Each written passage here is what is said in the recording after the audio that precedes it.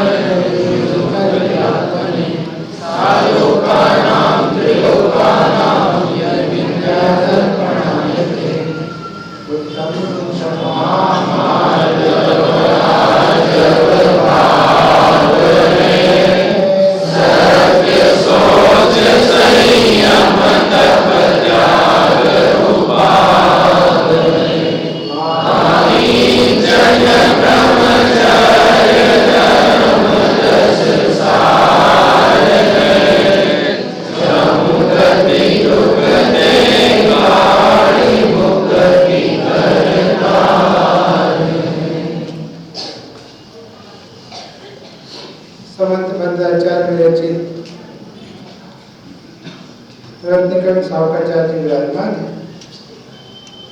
भावनाधिकार के अंतर्गत 10 धर्मों की चर्चा चल रही है। उसमें उत्तम धर्म आइए थोड़ा सा पढ़ते हैं, फिर विस्तार से चर्चा करते हैं। अब उत्तम धर्म के स्वरूप का वर्णन करते हैं। इच्छा का निरोध करना वह तब 4 आराधनाओं में प्रधान, जैसे स्वर्ण को तपाने से 16 बार पूर्ण उष्णता ताप देने पर वह समस्त मैल छोड़कर शुद्ध हो जाता है, उसी प्रकार आत्मा भी 12 प्रकार के तपों के प्रभाव से कर्मबल रहित होकर शुद्ध हो जाता है। क्या कह रहे हैं? तप कहते सर हमें ऐसा लगता है बहुत बड़ा होगा, कष्ट, एक दुखमयी प्रवृत्ति। भले हम सब ऐसा कहते भी रहे कि नहीं वो तो आनंद है, लेकिन अंदर में ऐसे लगता है दुख। धूप में महाराज कैसे रहते होंगे, पानी में कैसे रहते होंगे, लेकिन दुख का नाम तप नहीं, आनंद की सर्वोत्कृष्ट दशा का नाम तप है। समझ में आता भैया? देखो इसमें क्या लिखा है, इच्छा के निरोध का नाम तप है। सारा जगत इच्छा से दुखी, तो जहाँ इच्छाओं का पूर्णता अभाव हो रहा हो या उसकी प्रक्रिया चल रही हो, वहाँ दुख होने का प्रश्न ही खड़ा नहीं। लेकिन स्थूल बुद्धि वाले जीव हमेशा नाम बाहर से करते हैं। चूंकि हम अपने को शरीर रूप मानते हैं तो शरीर से नाम करते हैं, और मोक्ष मार्ग में दुख इच्छा का नाम है। तो जहाँ इच्छा नहीं है वहाँ दुख नहीं, और जहाँ पूरी इच्छा नहीं है वहाँ पूरा दुख नहीं, जहाँ जितनी इच्छा नहीं है वहाँ उतना दुख नहीं। तो नेगेटिव से कहें, नकारात्मक कहें, तो इच्छा के अभाव का नाम कष्ट है, कष्ट नहीं तप है। और जहाँ पर स्वरूप में लीनता हो, गुप्तता हो, आराधना, उसका नाम सकारात्मक रूप से तप। ठीक है ना? अब यह एक दूसरी बात हो रहा है कि जैसे सोना को शुद्ध करने के लिए आग देते, 16 प्रकार का ताव देते, तो पूर्ण शुद्ध हो जाता है। ऐसे जो मुनिराज स्वरूप में मुक्त होते हैं, वे इच्छा रूपी अशुद्धता से, कसाय रूपी अशुद्धता से, मोह रूपी अशुद्धता से पूर्णतः शुद्ध हो जाते हैं। देखो गर्मी पड़ती ना भैया, गर्मी कई बार अपन बहुत गर्मी पड़ रही, तो बुजुर्ग कहते भैया गर्मी पड़ने दो, नहीं तो गेहूं कैसे पकेगा। कहते ना भैया गर्मी पड़ने दो, गर्मी नहीं पड़ेगा तो फलों में मिठास कैसे आएगी। ऐसे यदि तप नहीं होगा तो मुक्ति कभी नहीं होगी। क्या लिखा ध्यानत्रय जी ने, क्या लिखा? तप चाहे सुधाए कर्म शिखर को, ऐसे कटने वाला है ही नहीं। तप नहीं होगा तो कटेगा ही नहीं। तप बिना कोई किसी को मुक्ति नहीं होती, हो ही नहीं सकती। क्योंकि पता है, एक हमारे बाल ब्रह्मचारी भगवान महावीर स्वामी ने, इनको कब का सम्यक दर्शन हो गया और मुक्ति जाने में कितने बरस लग गए? 10-11 भगवान निकल गए। मतलब चारित्र मोहिनी का कर्म जीतने में 10-10 भाव लगे नहीं भाई साहब? तो कितना कितना कर्म का मटेरियल पड़ा होगा कि निर्जरा करने में 10 भाव लगे, और उसमें भी ऐसे ही नहीं निकल गया। 12 वर्ष तक, 30 वर्ष से 42 वर्ष तक हुई ना, 30 से 42 की उम्र तक तपस्या हुई। यहाँ आदिनाथ मुनिराज 1000 वर्ष तक तपस्या हुई। ये कर्म ऐसे नहीं, पता है एक एक समय में तो असंख्यात कर्माएं वर्णाएं तुमसे संबंध स्थापित कर रहे हैं, और वो ऐसे थोड़ी निकल जाती हैं, तो वो तप के द्वारा निकलती है। मतलब पता है, दुखी होने से कर्म बनता है और सुखी होने से कर्म छूटते कटते। इसलिए तप चाहे सो राय बच स्वीकार कर्म से को बचे। अब इसमें एक दूसरी बात देखो, ये जो अपने देवता होते हैं, इंद्र के स्वर्ग के देव होते हैं, ये तप चाहते, और भैया वहां पर भोजन भी नहीं है, पानी भी नहीं है, बाहर में ऊपर के देवों में अहमिंद्र में स्त्रियां भी नहीं है, भोग भी नहीं है, तो फिर ये तपस्वी नहीं हो गए क्यों भैया? सुभाष चंद्र भैया ये तपस्वी नहीं हो गए? न ये भोजन कर रहे, न ये स्त्री सेवन कर रहे, न ये बार बार मुंह जूठा कर रहे, बोलो ये तपस्वी नहीं हो गए? कल अपन इसकी थोड़ी सी चर्चा की थी कि संयम, तप, त्याग ये सब चीजें तो संयम साधक मुनिराजों की होती हैं।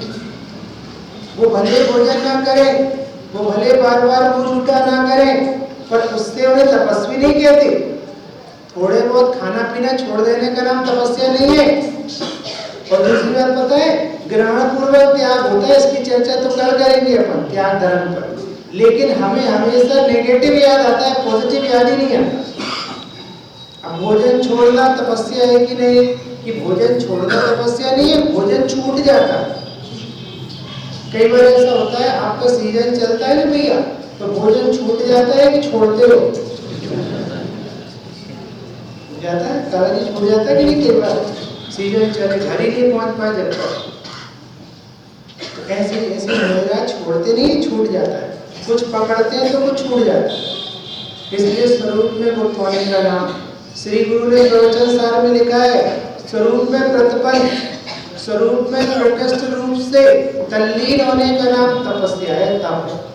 इसलिए तप कभी दुख रूप होता ही नहीं है, तप हमेशा आनंद रूप होता है। और तप किंचित चीजों के त्याग का नाम नहीं है, स्वरूप में मुक्तता का नाम। और जब स्वरूप में जाते हैं तो कर्मों की तपसा निर्जरा लिखा, तप से क्या होता है? निर्जरा होता है। और निर्जरा कभी दुख रूप नहीं होती, वो सदा सुख रूप होती है। इसलिए नकारात्मक रूप से कहें कल्पेश जी तो किसे कहते हैं? तप इच्छा के निरोध का नाम। और पॉजिटिव रूप से कहें तो स्वरूप में दीनता का नाम तप। ठीक है ना? अब ये विषय बहुत विस्तार को प्राप्त है, 1 घंटे में तो कुछ होगा नहीं। अब तप कितने प्रकार के? हाँ भैया, तप कितने प्रकार के पता है? 12 नहीं, 2 प्रकार के तप, ठीक है ना? एक निश्चय तप और एक व्यवहार तप। अब इनके भेद कितने हैं? इनके भेद 12 है, 6 निश्चय वाले और 6 दूसरा नाम अंतरंग और बहिरंग। तो बहिरंग तप कौन कौन से? अंसर, मूलोदर,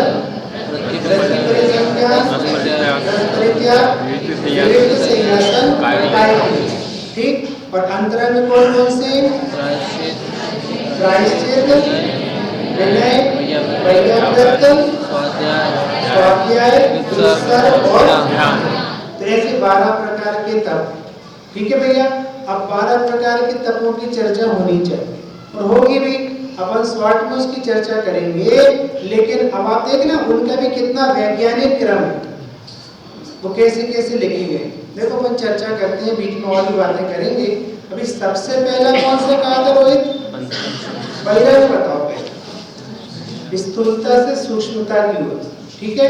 तो बहिरंग वाला कौन सा है? पहला अनशन। अनशन का क्या अर्थ होता है? असन मतलब होता है भोजन, असन मतलब भोजन। अनशन कि असन नहीं, असन नहीं, उसका नाम अनशन। उसी का दूसरा नाम है उपवास। भोजन नहीं करने का नाम उपवास। ठीक है, ये परिभाषा ठीक है रोहित? भोजन नहीं होने का नाम उपवास, ये परिभाषा ठीक है? हाँ, तो क्या ठीक है? विषय कषाय। हाँ, विषय कषाय आहार, विषय का, कषाय का और आहार का निग्रह होना चाहिए। ये तीन चीजें रुकनी चाहिए, तब वो उपवास है। अकेले भोजन छूट जाए उसका नाम उपवास नहीं है, उसका नाम तो लंघन है। समझ में आया भैया? तो अकेले भोजन नहीं करे तो उपवास है कि नहीं? कल एक बहन ऐसा बोलती थी यहाँ पर कि भैया मेरे पड़ोस पर एक जैनी महिला रहती है, तो वो 10 दिन का उपवास कर रही है, तो जैन मंदिर नहीं आती, बड़े गणपति और खजराना मंदिर जाती है। हमने उससे कहा मंदिर चलो, तो बोले नहीं मुझे वहां नहीं जाना है। तो बोले तुम ऐसे कैसे उपवास कर रही हो? उपवास तो मैं कर रही हूँ, 5 दिन हुए। ये वैसे पता है, मतलब अब आप सोच सकते हो, मूर्ता है, मूर्ता लोग मूर्ता है। बहुत सारे जीव तो जिन मंदिर भी लोग मूर्ता से आ रहे हैं, तो ये नहीं पता मंदिर क्यों आया जाता। हम तो मालूम आपसे कहते कल आपने सुगंध दशमी मनाई, सब मंदिरों में गए, हम आपके इस परिणाम का स्वागत करते हैं, पर क्यों गए? लोग मूर्ता, सब जा रहे, स्वागत जा रहे। आपने धूप क्यों खे? सब खे रहे तो हम खे रहे। आपने वो क्यों लगाई, प्रदर्शनी क्यों लगाई? सब लगा रहे तो हम लगा रहे। ये बताते थे, कौन भैया बता रहे थे हमारे साथ, कौन गए थे? तो भैया बता रहे थे कि वहां पर ऐसा पानी भर दिया अंशना, और उस पर सिक्के डाल के कहते हैं कि तुम्हारी मनमुराद पूरी होगी, सिक्के डाल। तेरी मनमुराद पूरी होवे चाहे नहीं हो, माल यहाँ आ जाए तो मेरी मनमुराद तो पूरी हो जाए। लेकिन पता है वो पूरी टंकी भरी होगी जहाँ पानी भरा होगा, क्योंकि लोग मूर्ता निर्वाद है, कोई बोलने वाला नहीं है, कोई बताने वाला नहीं है। अब पता है नैतिक पतन इतनी शीघ्रता से हो रहा है क्योंकि समाज का कोई मुखिया ही नहीं है। अब जिसको जो करना कर, ठीक है भैया, अभी मुझे वहां नहीं जाना, वापस आओ। तो पहले नंबर पर क्या था? अनशन, उपवास। उपवास का अर्थ है कषाय, आहार और विषय, इन तीनों का निग्रह होना चाहिए। एक व्यक्ति भोजन तो नहीं करे और दिन भर दुकान में बैठे तो उपवास नहीं। आगे सर आगे इतनी जगह पड़ी रहती क्यों? हेलो भैया,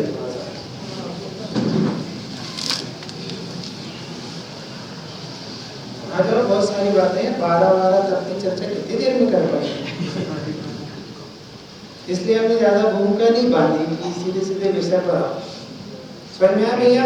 तो कषाय, आहार, विषय कषाय, आहार और भोजन, तीन विषय, कषाय और आहार, तीनों चाहिए। अब कोई कोई व्यक्ति हो ना आहार नहीं करता हो और दिन भर टीवी देखता हो, तो इसने उपवास किया कि नहीं?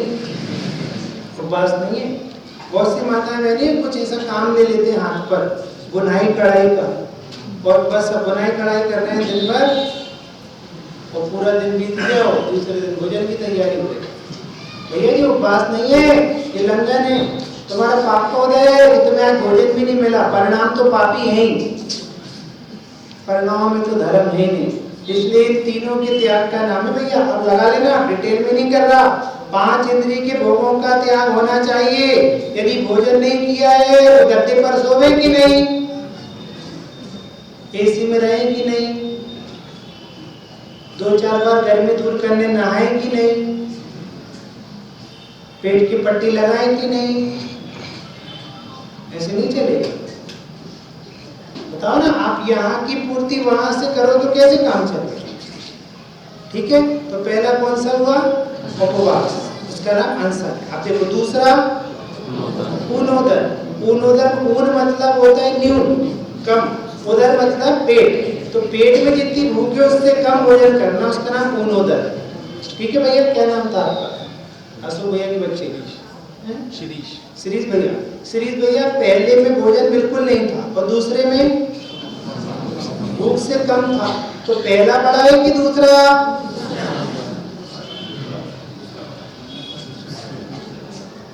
श्रीज भैया को तो बोलने दो ना, बहुत ट्रांसपोर्ट का काम करते हैं वो। ये अशोक भैया के बच्चा है भैया, बोलो पहला बड़ा है कि दूसरा? हाँ नहीं पता, कोई बात, दूसरे बताएगा। हाँ बाबू जी आप बताओ, पहला बड़ा है कि दूसरा? और ऐसे नहीं चलेगा, दूसरा रीजन भी बताना पड़ेगा। जैसे सरकारी स्कूल थोड़ी प्राइवेट है, पूरी फीस चुकाई है आपको और हमने। अब बोलो पहला बड़ा है कि दूसरा?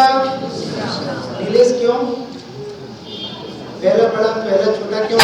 एक व्यक्ति भोजन नहीं कर रहा और एक व्यक्ति आधे पेट कर रहा है, तो बड़ा क्यों हो गया वो?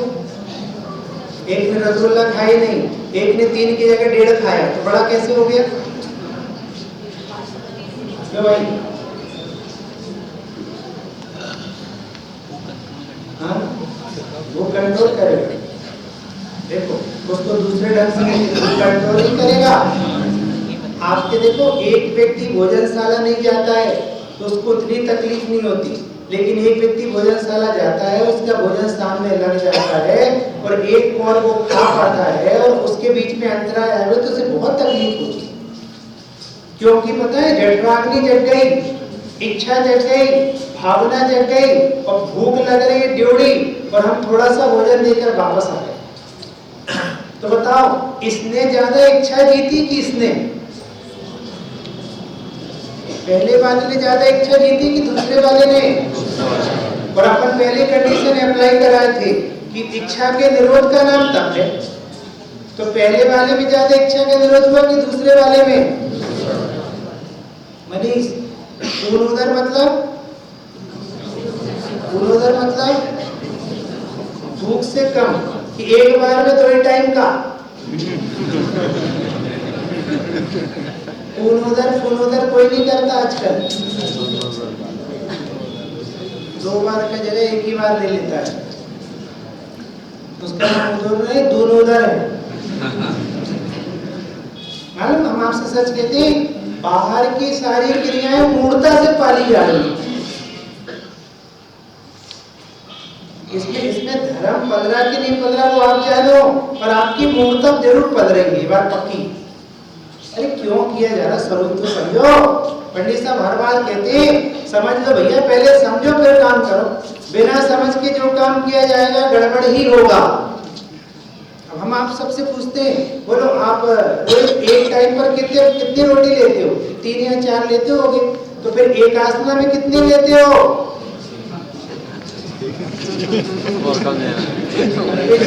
एक व्यक्ति ऐसे किसी से नहीं पूछो, नाराज हो सकते हैं, सब इंदौर के लोग हैं। एक व्यक्ति एक टाइम पर 4 रोटी लेता है, 2 टाइम पर 8 रोटी लेता है, तो ऊनेदर के दिन विजय भाई साहब कितनी लेगा?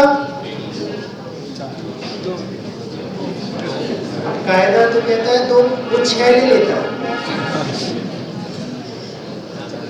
फिर भी हम उसका स्वागत कर रहे हैं, उसने 2 रोटियों का तो त्याग किया है, हम फिर भी उसका स्वागत कर रहे हैं। पर भैया ये ऊनोदर नहीं है, हम ये कहना, ये ऊनोदर नहीं है।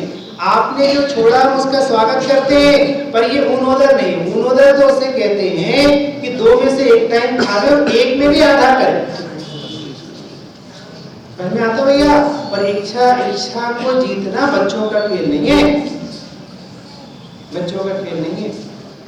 इसलिए आप मालूम अभी भी 3 दिन बचे हैं, आप प्रैक्टिकल करके देखना। हमारे साथ तो बहुत मुश्किल है, क्योंकि हमारे ऊपर तो ऐसे बार होते हैं जैसे सियाचिन ग्लेशियर, इसलिए सियाचिन में पाकिस्तानी बार होते हैं। तो यहाँ से हाथ घुसाता है, फिर वहाँ से हाथ घुसाता है, जितना खाना उतना खाने नहीं देता।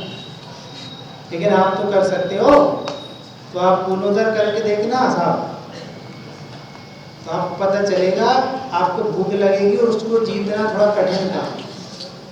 आप भोजनशाला नहीं जाओ उतनी तकलीफ नहीं होगी, लेकिन आप 1 रोटी खा के उठने लगोगे तो आपकी जठराग्नि एकदम प्रज्वलित हो जाएगी और वो कहेगी और दो, नहीं देंगे हम तुम्हें नहीं देंगे। समझ में आता भैया? ऐसे मुनिराजों का जीवन तो अलौकिक होता है, छकाते हैं अपनी इच्छा को, पूर्ति नहीं करते, छकाते हैं। अपनी इच्छा को छकाते हैं, ऐसे नहीं दे देते कि तुमने जो मांगा वो दे दिया, नहीं देंगे, नहीं देंगे। पता है इसका उत्कृष्ट उदाहरण मासोपासी मुनिराज का आता है। 1 महीने तक लगातार उपवास किए, उसके बाद पहली तारीख को उठे, आहार लेने गए, विधि पूर्वक आहार के लिए गए, 1 गिलास आहार लिया, कुल्ला किया और बैक टू पवेलियन, वापस आकर फिर बैठ गए, फिर 1 माह बाद उठ कर गए। अब कोई तो कह सकता जबरदस्ती 1 और के लिए उठे, नहीं उठते तो 2 महीने का रिकॉर्ड बन जाता कि नहीं? भले आदमी, तुम्हें तो त्याग तपस्या में भी रिकॉर्ड चाहिए, मान चाहिए, वो तो मान तोड़ने ही बैठे हैं ना। मालूम आपसे सच कहते हैं, जबरदस्ती छीन लेना अलग बात है और हाथ से देना अलग बात है। अभी विधि पूरी मिल गई सब बात है, फिर भी 1 और खाकर आ गए, इसको कहते हैं मोह को जीतना। हम तो पता है मोह को जीतना चाहिए, उससे देवड़ा दे रहे हैं, उसको चाहिए चवन्नी है तो 1 रुपए की व्यवस्था करके दे रहे हैं और आगे पीछे तक की। तो धन्य धन्य मुनिराज हमारे हैं, धन्य मुनिराज हमारे। समझ में आया भैया? और आगे चले तो अब एक से दूसरे में इच्छा जरूर ज्यादा है कि कम है? 1 से 2 में इच्छा जरूर ज्यादा है कि कम है? और देखना पूरी दुनिया उपवास वाले की ज्यादा कीमत करती है, एकादशा वाले की नहीं करती। डॉक्टर साहब ने तो ऐसा कमेंट पास किया है कि कोई व्यक्ति उनोदर करके दिन भर स्वाध्याय कर रहा है तो उसकी कीमत ही नहीं है, और जिसने उपवास करके रखा है उसको ऐसे पूजा जा रहा है जैसे मोक्ष जा रहा है, जबकि कुछ दम नहीं है उसमें। और पता है अब तो सब मान ख्याति के लिए करते हैं। 5 व्रत कर दिए, बाद में जुलूस निकल रहा है, सब लोगों ने देख रहे हैं, फोटो खिंचवाई जा रही, सेल्फी खिंचवाई जा रही। कल वहाँ एक मंदिर गए थे तो समोसा लगा था, कहते सेल्फी जरूर लेकर जाओ, सेल्फी पॉइंट बनाया यहाँ। कलिकाल है, कुछ भी हो सकता है। तो अच्छा हुआ पहले कैमरा नहीं चलता था, नहीं तो कुंद को अमृत चंद्राचार्य की तरफ पीट करके सेल्फी निकालता है। ये विनय नहीं है, 3 लोगों के नाक के सामने ये सड़ी सड़ाई देह को आगे करना अनंतानुबंधी पाप है, और उनको पीट देना सब जगह चल रहा है। कृपया भैया, पहले से दूसरे में इच्छा का जरूर ज्यादा है ना। अब तीसरा देखो, तीसरा कौन सा था?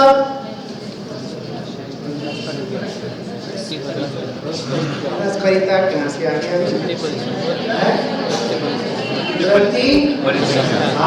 वृत्ति परिसंख्यान का क्या अर्थ होता है कि अटपटी विधि लेकर आहार के लिए निकलना। अटपटी विधि लेकर ही निकलते हैं। ये तो कलिकाल है कि पैसा वालों के यहाँ पहुंच जाते हैं। ऐसी मोक्ष मार्ग चलता क्या भैया? मालूम इतना कष्ट होता है, हमारे पंच परमेश्वर के पद को तुम नहीं बेचो, ये बेचने की पद नहीं है, ना ये खरीदे जा सकते ना बिक्री में बिकते हैं। कैसी अटपटी विधि, कैसी अटपटी विधि। और पता है भैया, ऐसा बेईमानी नहीं करते, 6 महीने तक घूमने तैयार है। कौन? इस 24 के धुरंधर आदिनाथ मुनिराज 6 महीने घूमने तैयार है, पर कंप्रोमाइज तैयार नहीं। बोलो जब ऐसा अपन तो कितना कंप्रोमाइज करते। भैया अब कुएं का पानी नहीं है, भैया अब जैसे नमक नहीं है, भैया अब ये नहीं है। क्यों नहीं है? क्यों नहीं? हम इच्छाओं के गुलाम क्यों हो रहे? क्यों नहीं है? नहीं चला पंगा, कुछ बिगड़ा थोड़े जा रहा है, नहीं चला, मर थोड़े जाओगे, थोड़ा पसीना और निकल जाएगा तो स्वास्थ्य ठीक रहेगा। हम तो नहीं चलाते। बोलो भैया, करते एक एक इच्छाओं की पूर्ति में लगे, ऐसे नहीं निकल जाते। बस सोचो भैया 6 महीने में कितनी जोड़कर भूख लगी होगी, पर एक भी दिन कंप्रोमाइज नहीं किया। रोज आ रहे हैं, रोज निकल रहे हैं, रोज अयोध्या के चक्कर लगा रहे हैं, रोज चले जा रहे हैं, रोज विधि नहीं मिल रही है तो एक आध व्याख्यान कर दो ना विधि पर। क्यों? एक आध व्याख्यान कर दो विधि पर। ऐसे सच बोले, ऐसे ललचते नहीं होते। मालूम अभी मार्ग ही दूसरा है। देखना भैया, रोज पंडित साहब रोज निकलते थे विधि लेकर, और रोज विधि नहीं मिलती थी। तो मुनिराज का नुकसान हुआ कि फायदा, कि 6 महीने तक लगातार इच्छा को पटाते ही रहे। तो फायदा ज्यादा हुआ कि नुकसान? और एक ही दिन में हार मिल जाता तो इतनी इच्छा के निरोध हो पाता? आनंद कितना आ रहा होगा। बोला चल फिर देखते, फिर छकाते। 6 महीने तक घूमते रहे, 6 महीने तक। समझ में आता भाई, बहुत बातें ख्याल में आती हैं। तुम इस चक्कर में मत रहना कि मेरे बच्चे पाल लेंगे। 6 खंड का अधिपति भरत चक्रवर्ती सगा पुत्र होकर भी 6 महीने तक पिताजी को रोटी नहीं खिला पाया।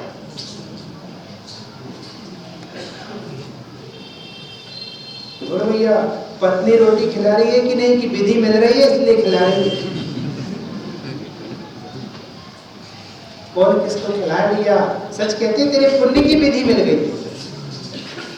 बोलो भैया, आखिरी नहीं मिले तो। और दूसरा उदाहरण, बाल ब्रह्मचारी महावीर मुनिराज 7 महीना 13 दिन रोज निकलते थे, रोज आते थे, रोज जाते थे, विधि नहीं मिलती थी। विधि कौन सी थी रोहित भैया? विधि बताओ, विधि चंदन वाला का नहीं पूछ रहा, विधि पूछ रहे। हम बताते हैं, आप सब लोग ऐसे जोर से बोल रहे हो, मुझे सुनाई नहीं पड़ा। हम बताते हैं, एक राजकुमारी जेल खाने के अंदर, एक पौवा बाहर, एक पौवा अंदर, हाथों पर बेड़ी, सिर मुड़ा हुआ, आंखों पर दोनों आंसू। आप सोच सकते हो कोई दूसरा होता तो महावीर मुनिराज जी आपको क्या सूझ रहा है? राजकुमारी वो जेल के अंदर, राजकुमारी और सिर मुड़ा, राजकुमारी और बेड़ियां, राजकुमारी और आंखों में आंसू। कोई इंसिडेंट ऐसा तो हो ही नहीं सकता। और 7 महीने 13 दिन तक रोज आते थे। वो साम्बी नगरी में भी आते थे, और भी जगह जाते होंगे, रोज विहार करके चले जाते थे। थोड़ा सा नीले, थोड़ा कंप्रोमाइज करना चाहिए ना, थोड़ा समाज का सहयोग देना चाहिए ना, थोड़ा कोई हिंट कर देते, ऐसे ही ना, हिंट कर दो। जिन्हें अपने पुण्य पर भरोसा नहीं होता, हिंट तो भी करते नहीं। पूरे 7 महीने 13 दिन रोज घूमने तैयार है। आपको पता है वो विधि भी किस मुहूर्त में सूझी होगी, कि वो विधि तो चंदन वाला के माथे पर बधी थी। और ऐसा भी नहीं है, 7 महीने 13 दिन बाद वो विधि मिली और वहां पर गए और उसने वहीं पे पड़गा भी लिया, हे स्वामी नमोस्तु नमोस्तु, अत्रो अत्रो, पधारो पधारो। पर जाकर देखा तो विधि में एक कमी थी, तो रिटर्न। कौन सी विधि में कमी थी? अच्छा, तो रुलाकर भोजन करोगे? समझ में आता? आप सोच सकते हो 7 महीने का भूखा व्यक्ति, 95% केस फाइनल हो गया है, 5% बचा हुआ है, तो थोड़ा कंप्रोमाइज भी तो करना चाहिए कि नहीं? और हम अपने आप को महावीर के वंशज कहते हैं और इच्छा की गुलामी में पूरा जीवन खत्म करने लगे। बोलो, मैंने एक नहीं मिली थी, एक विधि आंसू नहीं थे तो लौटने लगे, तो हे स्वामी आप लौट कर क्यों जा रहे हो? सो आंसू बहने लगे, वापस चल। वो काय का आहार कराया था? पौधों के बीज। कितनी बातें सीखने जैसी हैं, जो हमारे लिए है वो खिलाया। 1000-2000 का आहार दान अलग से नहीं करवाया, जो हमारे पास था वो दे दिया। तो पौधों के बीज। और देखना संजीव भैया, सोचने वाली बातें देखो। एक राजकुमारी बेड़ियों में बंधी हुई, जेल खाने के अंदर, 3 दिन की उपवासी, 3 दिन से भोजन नहीं मिला उसे, 3 दिन बाद भोजन दिया, पौधों के बीज, तो भी मुनिराज की याद आ रही है। और धिक्कार है हमारा जीवन कि खा कर बैठे हैं, पर हमें कभी निर्गंथों की याद भी नहीं आती। बोलो भैया, आ सकती है? इतनी विपरीत परिस्थितियों में मुनिराज की याद आ सकती है? बोलो, किसे कहते हैं? श्रमणोपासक। पता है एक टाइम होता है 10 बजे का, उसके पहले भोजन भी नहीं करना चाहिए कभी।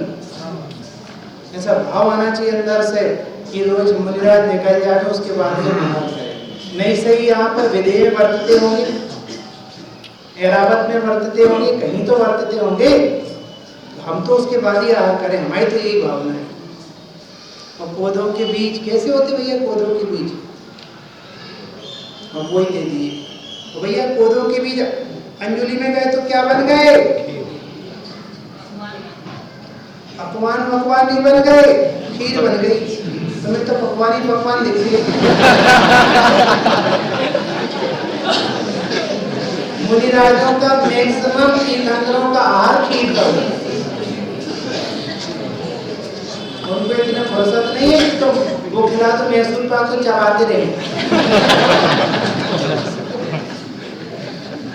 जल्दी जल्दी जाता है, डायलूट भोजन लेते हैं, शीघ्रता से सुपाच्य भी हो गए और पुष्टिदायक भी हो गए और शीघ्रता से समय पूरा हो गया, अपने चले जाए। एक तो खीर का होता है और कोई कोई को कोई इंसिडेंट इच्छू रस वगैरह का हो जाता है, जैसे हमारे आदिनाथ महाराज को हो गया। अभी तो पता है बात आ गई तो कह देते तुम्हें तो आहार कराने की भी अक्ल नहीं, क्या खिलाना क्या नहीं खिलाना। ब्रह्मचारी हो गए और मालपुआ खिलावे और ऐसा लड्डू खिलावे और गरिष्ठ आइटम खिलावे और भ्रष्ट करे। क्या खिलाना, कैसा खिलाना, किसकी आराधना नहीं बिगड़े, उसकी संयम न बिगड़े, उसका सदाचार न बिगड़े, माथा गर्म ना हो जावे, सब विचार करता ना भैया अंदर। तो भैया कैसी अटपटी विधि। एक और विधि है शांति सागर जी की। कौन सी विधि थी बाबूजी? गाय के सिंग में भैया विधि मिली थी कि नहीं? इससे एक बात और सीखने मिलती है, थोड़ा विधि तो खड़ी करो अपने पुण्य का, पता चलता है कितना पुण्य पालेंगे। और यहाँ तो बेचारा कोई सामने वाला पूछता है तो भी कहते नहीं हमको तो सब चलता है, आपको सेंधा नमक चलता है कि डिगले का, कि हमको तो टाटा भी चलता है, डिगला तो छोड़ो। ऐसे पता है, ऐसे जैनियों ने अपनी सारी इज्जत नीचे उतार दी, किसी बात को मना ही नहीं करते। क्या आप मुझे पानी चलेगा बिस्लरी करके? हमको नहीं चलेगा, हम बाद में पी लेंगे, हमें भी नहीं पीना, आप तो दे दो। ऐसे हर चीज में हाँ पड़ता है। चलो आगे चले, तो कौन सा था भैया तीसरा? अब देखो इच्छा तो कितना जीतना हुआ कि भोजन तो देंगे पर ऐसे नहीं देंगे, छका कर देंगे। हमारी कंडीशन में तुम्हें भोजन मिलेगा, तुम्हारी कंडीशन में हमें नहीं, और ऐसी अटपटी विधि लेकर जाते हैं। चौथा रस परित्याग। लो अब विधि भी मिल गई तो जो मर्जी पड़े वो नहीं। आज सोमवार है, आज ये नहीं लेंगे, अरे आज रविवार है, आज नमक नहीं लेंगे, आज मंगलवार है, आज दही घी जिसकी भी होती है वो नहीं लेंगे, मीठा नहीं लेंगे, ऐसे ऐसे बोलो भैया। और आप ऐसे सोच कर जाते हो कभी किचन में कि आज हम मीठा नहीं लेंगे चाहे कुछ बनाओ, यहाँ तो नहीं मिले तो क्यों मीठा नहीं बनाया क्या? बोलो। तो पता है ऐसा सुंदर मार्ग है कि रोज रोज सारे रस क्यों नहीं छोड़ देते, कि सारे रस छोड़ देंगे तो शरीर कैसे चलेगा। पता है कितने सारे रस छोड़ दे तो शरीर कैसे चलेगा, और रस छोड़ देंगे तो आदत बन जाएगी तो इच्छा को कैसे छकाएंगे। इसलिए आज ये नहीं खाएंगे, कल वो नहीं खाएंगे, ताकि सब चीज खाने की आदत भी बनी रहे और सब एक प्रकार की इच्छा उत्पन्न हो और सबका नाश करे, इसलिए इसे नचाते रहते।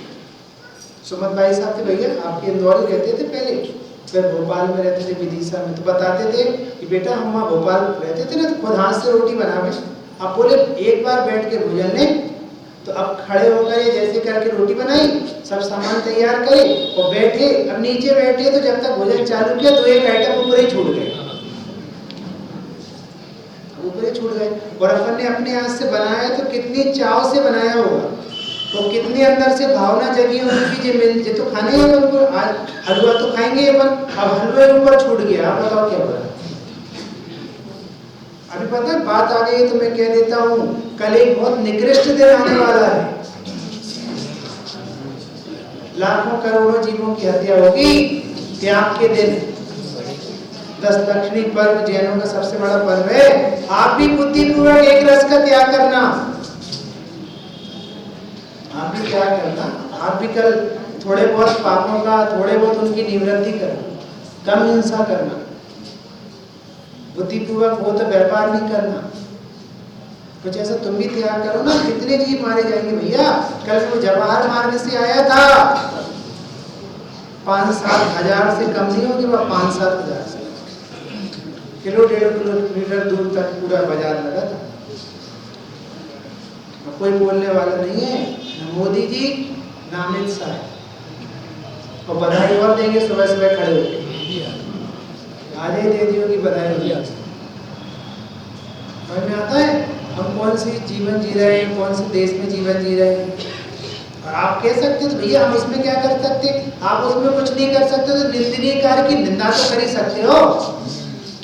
और हमारे इतने साधर्मी, इतने भविष्य के सिद्ध काटे जावे और हम मिठाई खाते रहे, तो कसम खाओ कल मिठाई नहीं खाएंगे। अभी से नक्की कर दो मिठाई नहीं खाएंगे, मिठाई नहीं बनाएंगे हम। कल मिष्ठान खाने का दिन नहीं है, त्याग का दिन है। हम उपवास करेंगे, हम नहीं करेंगे कल पूजा। समझ में आता भैया। मैं मालूम आपसे सच कहता हूँ, हमारा चरणानुयोग नहीं होता तो हम कितने क्रूर हो जाते हमें पता भी नहीं चलता। ये तो चरणानुयोग है जो हमें दयालु बनाया हुआ है, हमारी कसायों पे नकेल कस रहा। अब बोलो रस परित्याग, एक न एक दिन इसका रस उसका रस खुद सोच के आ जाती है। आपको पता भैया कि मतलब वर्तमान में जीव कैसा जीवन जी के गए। ये आचार शांति सागर जी थे, है ना। और इस समझ लो वर्तमान में उनसे मुनि परंपरा प्रारंभ हुई। ये भाई साहब 45 वर्ष का या 42 वर्ष 43 वर्ष का मुनि जीवन होगा तो 37 से 38 साल के उपवास है। आप जाना वहां पढ़ के आना भैया, कुंथलगिरी में लिखा है जहाँ उनकी बनी। तो नीचे मैंने पढ़ा था, मैं गया था कभी कि 42 साढ़े 42 वर्ष का मुनि काल है तो 37 से 38 साल उपवास है। बोलो भैया ऐसी लाइफ जी जाती है। अपने कैसे दिन रात मालूम। अब तो कितनी गंदा काल है, कब खा रहे, कितना खा रहे, क्या खा रहे, कुछ नहीं पता, बस खा रहे। आटे पैकेट के आ रहे, अरे कि नहीं सब कुछ रेडीमेड आ रहा है। कुछ दिन में सब्जी भी रेडीमेड आएगी, आने लगी। अब स्मार्ट सिटी है, जो ना करे सो कमे। अब तो स्मार्ट सिटी में पाप भी स्मार्ट होंगे, नहीं होंगे। इसलिए भैया थोड़ा विचारना, अपन भी नक्की करो। रोज एक आइटम खाते रहोगे सारे आइटम तो तुम्हारा शरीर पुष्ट होगा, वासना पुष्ट होगी। तो बुद्धिपूर्वक त्याग करो। और ऐसे नहीं कि पहले नक्की करके चले जाए, 4 चीजें आई तो एक को बोल दो आज नहीं खाऊं, जो पसंदीदा हो वो आज नहीं। अब पहले से माइंड मेकअप करके चले जाओगे तो इच्छा जीतने नहीं कहलाएगा। इसलिए नक्की करके जाओ कि हम नहीं खाएंगे, मना कर दो आज हम नहीं लेंगे। मन में आता भैया ऐसे हमारे मुद्राज। अगला बोलो रस परित्याग, फिर विविक्त संन्यास। इसका क्या अर्थ होता है?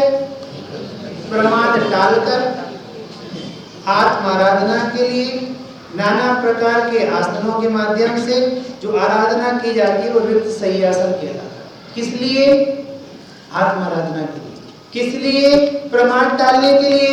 मुनिराज कभी ऐसे नहीं बैठेंगे इससे प्रमाद का पोषण हो। मुनिराज कभी ऐसे नहीं लेटेंगे इससे प्रमाद का पोषण हो। शुरू के 4 तो आहार रिलेटिव थे, वो आहार रिलेटिव थे 4। अब ये दूसरा चालू हुआ विविक्त संन्यासन। प्रमाद टालकर, कसाय टालकर आत्माराधना के लिए जो नाना प्रकार के शयन और आसन के जो उनके आसन होते हैं वो नाना प्रकार के विविध सही आसन। मुनिराज कभी पैर पसार कर नहीं सोते, मुनिराज कभी पेट केवल नहीं सोते, मुनिराज हमेशा करवट में सोते। तो पता है भैया श्रेयस भैया ये मुनिराज एक करवट लेटे ना और वापस दूसरी करवट में जाना होवे तो वो खड़े होकर परिमार्जन करते हैं, एक तरफ का दूसरे तरफ का जगह का। फिर हम आपसे पूछते हैं आप कितना परिमार्जन करते हो? कभी ऐसे नहीं सोते हैं? आराम करने जीवन नहीं है, आराधना करने जीवन है। कभी ऐसे उल्टे नहीं लेटते, उल्टे लेटने से तो बेकार जन्म लेते। ऐसे टिक के नहीं बैठते, ऐसे ही करके नहीं बैठते, ऐसे अकड़ के नहीं बैठते। सहज आसन, सहज बैठे, जिससे प्रमाद का पोषण नहीं हो, जिससे कसाय का पोषण नहीं हो, जिससे अहंकार का पोषण नहीं हो। बोलो, हमें भगवान का पद्मासन है, उनके अंदर के अंग दिखाई देते हैं क्या? ऐसे बैठेंगे किसी को विकार भी उत्पन्न ना हो। नासा दृष्टि, किसी को देखने का भाव नहीं है, किसी को कुछ दिखाने का भाव नहीं है। एक आत्मा आराधना, चाहे जहां नहीं चल पड़ेंगे, चाहे जैसे कदम नहीं रख देंगे, चाहे जितने बजे नहीं चल पड़ेंगे। अब तो बहुत गिरावट है, चाहे जितने बजे तक बोल रहे नहीं बोलते भैया, सूर्यास्त के बाद बात नहीं करते। कितनी कठिन परिस्थितियों में विष्णु कुमार मुनिराज को उन क्षुल्लक महाराज ने रात्रि में कहा था, जब उनके एक दो जन के बीच में आपस में बात हुई। जब इतना बड़ा उपसर्ग देखा तब अरे हे भगवान ऐसे शब्द निकला था, तब वार्तालाप हुआ था, वरना बात नहीं करते कभी। चाहे जहाँ नहीं चल पड़ते, चाहे जैसे नहीं चल पड़ते। एक एक चीज का नियम है, चलने का, उठने का, बैठने का, लेटने का, खड़े होने का। आहार लेंगे तो आहार में खड़े होने की विधि है। कोई भी आसन, एक भी आसन ऐसा नहीं होगा जो भोगों का पोषण करता हो। समझ में आता भाई? ऐसा अलौकिक। अब आप कहते आप लोग महाराज को नहीं मानते क्या? हमने महाराज का स्वरूप पढ़ा है। अब हम अपनी आंखों में कैसे धूल झोंक लें? कैसे धूल झोंक लें बताओ? कि भैया मोबाइल, महाराज मोबाइल रखते हैं कि नहीं? आपको मालूम कैसा लिखा है? जिस दिन से तुम्हें चश्मा लगने लगे उसी दिन से समाधि ले ली। चश्मा लगाने की व्यवस्था नहीं। और अब तो टीवी में रोमांच से पहुंचा जा रहा है मुंह। मैं तो देखता नहीं, मुझे सब बताते हैं लोग। आप ना कल्पेश भैया पूरी इंडिया देख रही है आपका पारस चैनल। वो भी सोचते होंगे कि दिगंबर मुनिराज पीछे कमंडल एक टॉवल रखते होंगे। तीसरा यंत्र कहां से आ गया है? भैया अपन ने कल परसों कथा पढ़ी थी, जब यशोदा मुनिराज ने श्रेणिक राजा और चेलना रानी को आशीर्वाद दिया तो दोनों को कौन कौन सा आशीर्वाद दिया था? पाप वृत्तिस्तु और धर्म वृत्तिस्तु। ऐसे नहीं, दोनों को बराबर। और यहाँ तुम हमें नहीं पूज रहे हो तो हम तुम्हें जिनमानी जला देंगे, हम तुम्हारा बहिष्कार करा देंगे, हम तुम्हारा विरोध करा देंगे। या मुनिराज तो उन्हें कहते हैं जब समता भाव होता है। बंदे चक्री तो भी मले नमानी जो, उसे कहते हैं मुनिराज। अब बोलो कैसे कैसे आसन आ रहे हैं? ये आसन है कि नहीं? जैन दर्शन सबका मालिक एक, ये आसन नहीं। ऐसे आशीर्वाद देने की व्यवस्था नहीं है मोक्ष मार्ग। सहज आशीर्वाद हो जाते हैं, सहज अपने आप काम हो जाता है। ऐसे बोलो भैया, देखा ना जरा में इतिहास के कर पन्ने में सब बिगड़ गए। ये व्यक्ति सही आसन मालूम इससे क्या शिक्षा मिलती है? कि जीवन में आसन भी ऐसा लगाओ जो मोक्ष मार्ग की ओर ले जाए। जीवन में बैठोगे तो ऐसे बैठो जो मोक्ष मार्ग में सहायक हो। जीवन में लेटोगे तो ऐसे लेटो जो मोक्ष मार्ग में सहायक, जो प्रमाद का, कसाय का, विषय का पोषण करे। वहां पर कभी बैठक नहीं लगाना, नहीं लगाते मुनिराज, नहीं लगाते। देख लेंगे उस जगह पे ऐसी व्यवस्था है तो वहां नहीं रुकेंगे। तो कितनी मुसीबत होती है आज्ञा उल्लंघन में। एक श्रुत सागर ने आज्ञा का उल्लंघन किया तो 700 मुनिराज मुसीबत में पड़ गए। ऐसा लाइफ होती मुनिराज। हाँ जी, कौन सा हो गया रोहित? विविध सही। आप आखिरी में काय क्लेश, काय को क्लेश हो जाए तो हो जाए, आत्मा की आराधना में क्लेश नहीं होना चाहिए। अब बोलो ऐसा उपसर्ग किया मुनिराज पे, अब यहाँ पूरे में चीटियां लग रही हैं, हो जाए वे काय को देख के क्लेश नहीं कर रहे, आराधना कर रहे, हो जाए जो हो जाए। कोई सिगड़ी जला रहा है, क्लेश नहीं हो रहा, आराधना रहते हैं। बोलो भैया, और अपने तो पता है यहाँ बैठे बैठे थोड़ा पैर ऐसा नहीं हो पावे तो कितनी तकलीफ होती है। आप मालूम, आप 1 घंटे एक साथ टिक कर नहीं बैठ सकते, वक्ता का उपयोग तो उसमें लगा रहता है तो फिर भी बैठा रहता है। और बताओ मुनिराज तो छोड़ो, हमारे सेठ सुदर्शन ग्रस्त और रानी को चेष्टा कर रहे हो तो चुपचाप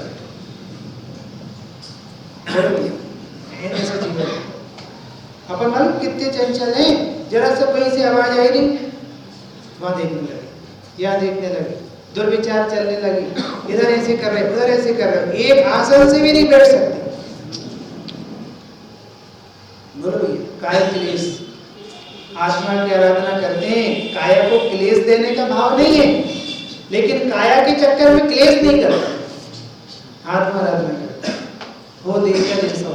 तो मालूम हम आपसे पूछते हैं, अपने जितने भी क्लेश है किसके पीछे हो गए?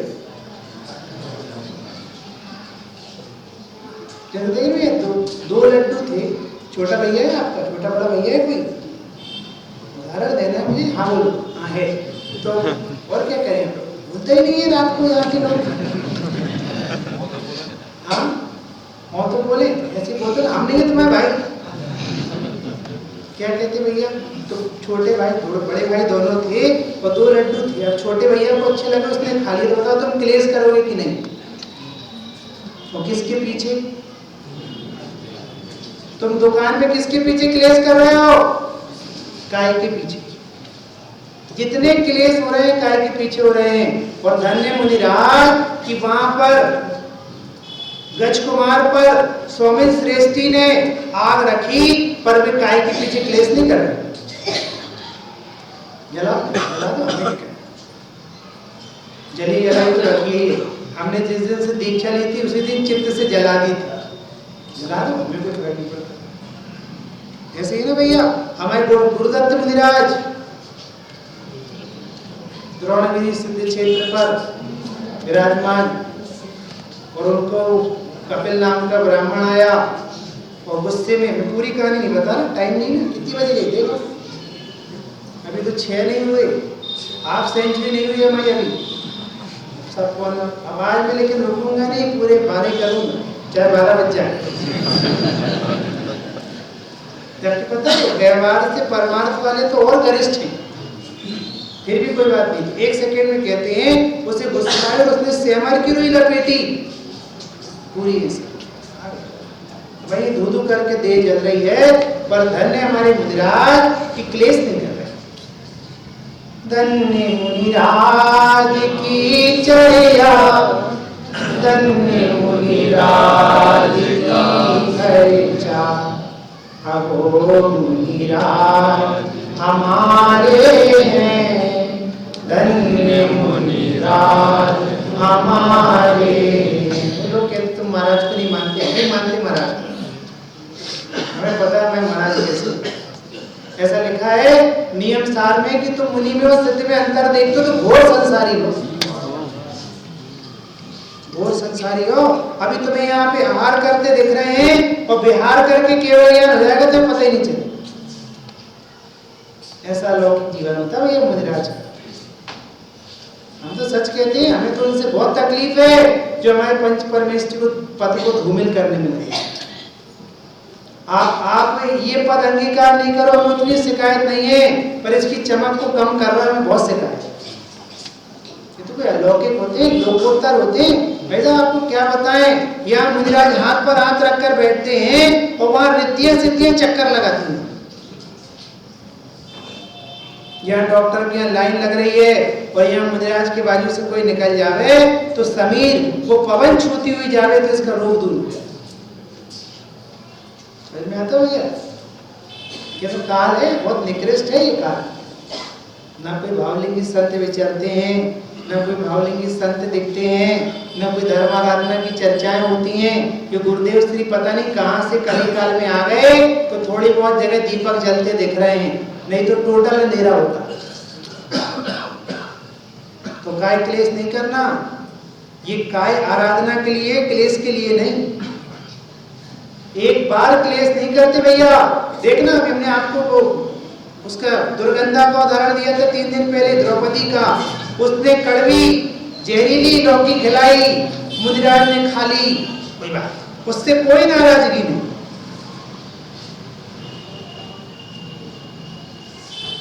एक से नाराजगी नहीं है किसी से। कितनी बातें सीखने मिलती हैं। इस देह की खातिर साधारण से नहीं लड़ो, इस काय की खातिर घर वालों से नहीं लड़ो, प्रेम करो। जितनी इंपॉर्टेंट नहीं है जितना इंपॉर्टेंट साधर्मी। मैं सच कहता हूँ, आप सोच सकते हो भैया आप ऐसी बातें क्यों करते, देह तो हमारी है कि नहीं है तुम्हारी, देह छूट जाएगी लेकिन साधर्मी अनंत काल तक सिद्धालय बाजू में रहेगा। देह तो यही छूट जाएगी। इसलिए भैया काय के पीछे क्लेश नहीं करना। में आता छोटा बच्चा ना कोई काय के पीछे क्लेश करता है, उसको भूख लगती है तो रोने लगता है, छेड़खानी करने लगता है, चिल्लाने लगता है। धन्यवाद मुनिराज कि तुम चाहे आग लगाओ, चाहे सिगड़ी जलाओ, चाहे घानी में पेल दो, हमें कुछ नहीं किया। No comments. हाँ भैया कितने हो गए? आखिरी कौन सा था? अब कौन से बचे? अंतरंग। तो अंतरंग और बहिरंग में क्या अंतर है कि सच मायने में तब तो अंतरंग ही होते हैं। बहिरंग तो उन्हें कहते हैं दूसरों को दिखाई देते, जो आपकी नजरों में चढ़े, जो आपकी नजरों से दिखाई दें, जिनका वर्णन किया जा सके, जिनको देख के दूसरों को प्रेरणा मिले, वे सब बहिरंग। हरे घर तो अंतरंग ही होती है। चलो अंतरंग चालू करो। पहला कौन सा? प्रायश्चित। वाह कितना अच्छा है। प्रायश्चित का क्या अर्थ होता है? प्रमाद से, कसाय से, जो पूर्व में पाप लगे हैं, अपराध हुए हैं, उनका प्रतिक्रमण, आलोचना करना प्रायश्चित। क्या कहते भैया? मतलब पूर्वकृत पापों की निवृत्ति का नाम प्रायश्चित है। ठीक है ना भैया? ये व्यवहार और परमार्थ प्रायश्चित। प्राय मतलब हमेशा, सदा, और स्थित यह चित्त जो सदा अपने स्वभाव में रहते हैं उसका नाम प्रायश्चित। नियम साथ निश्चय प्रायश्चित अधिकार। समझ में आता भैया? तो ऐसे अपने स्वरूप के पास रहने का नाम ही प्रायश्चित है। स्वरूप से हटे और अपराध चालू हुए। स्वरूप से हटना ही अपराध है और स्वरूप में डटना ही प्रायश्चित। बोलो भैया, ये तो उसका अंतरंग पहलू हुआ। और बाहर में प्रायश्चित कि कोई भी अपराध होता है मुनिराज छिपाते नहीं है, सीधे श्री गुरु को जाकर बताते। हमने बीच में एक बार और ये बात छेड़ी थी कि आज जब सिर पर गुरु ही नहीं है तो तुम्हारे अपराधों को कौन डाइल्यूट करे और तुम किनको जाकर अपने अपराध बताओ।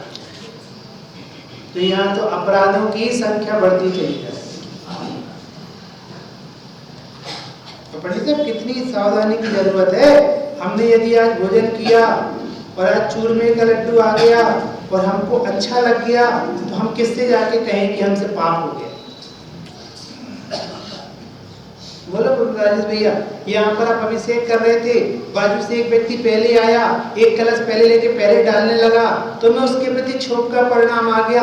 तो हम किसको जाकर कहें कि 3 लोग के नाथ आपके सामने परिणाम बिगड़ा था, मेरा बिगड़ रहा था कल। बात बात पे लड़ने लगता है जी, बात बात पे तहस आती है। किससे प्रायश्चित कर रहे हो? और अंतरंग तप है, बाहर का नहीं।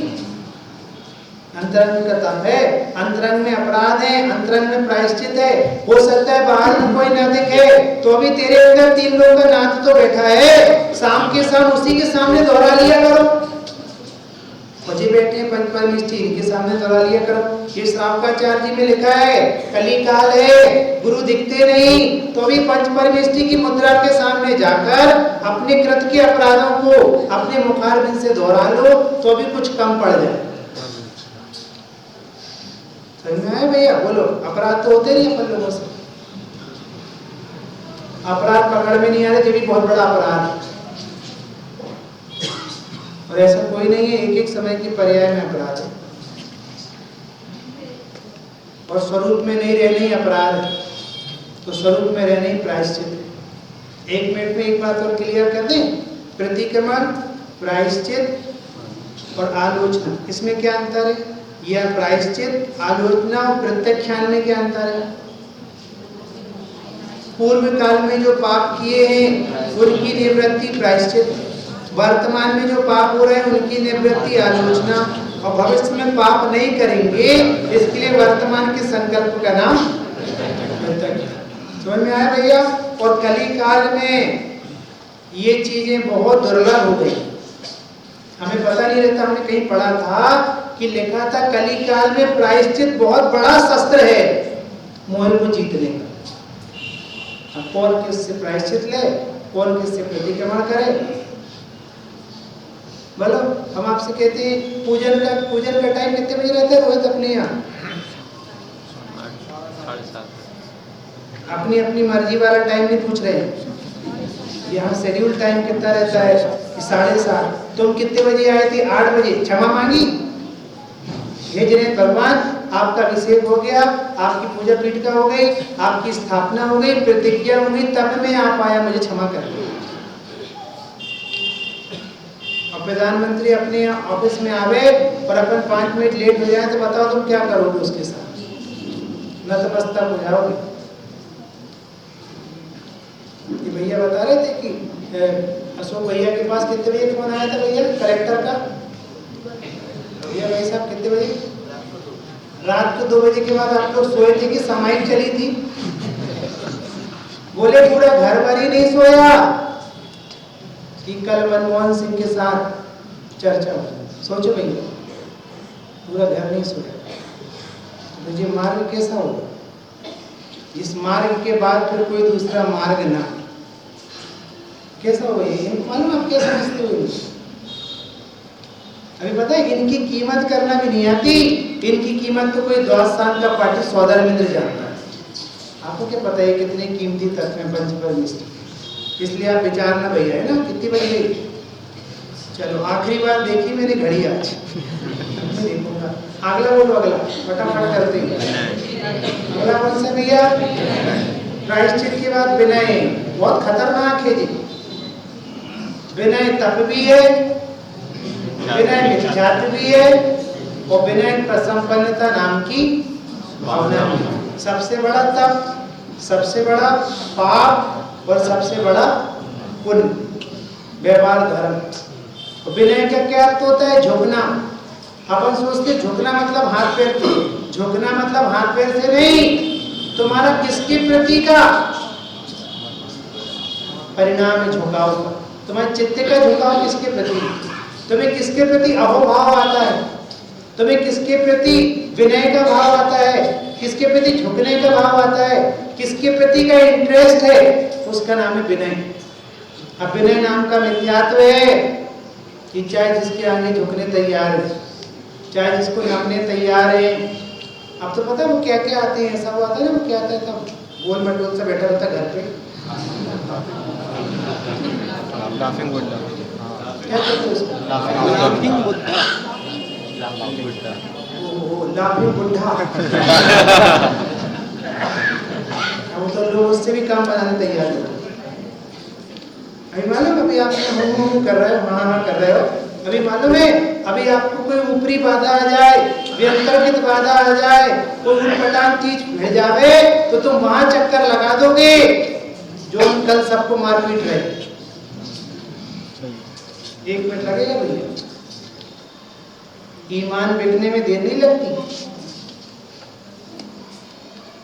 इसलिए कहीं नहीं झुकना, कभी नहीं झुकना।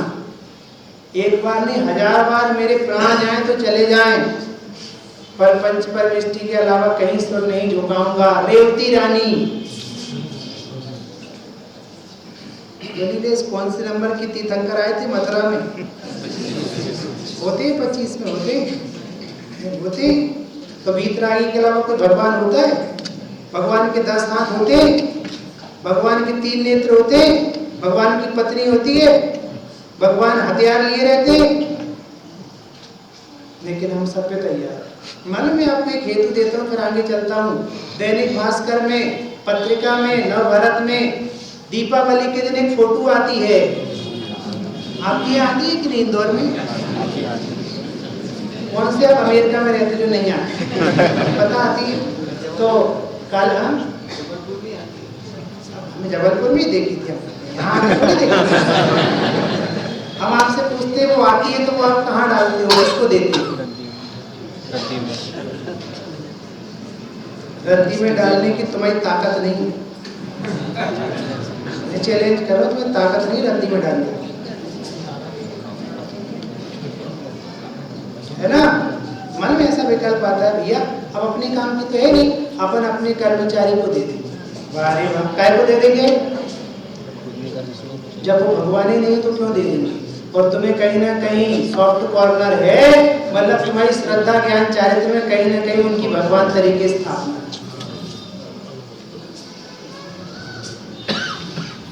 है कि नहीं? मेरे यहाँ तो रहती है।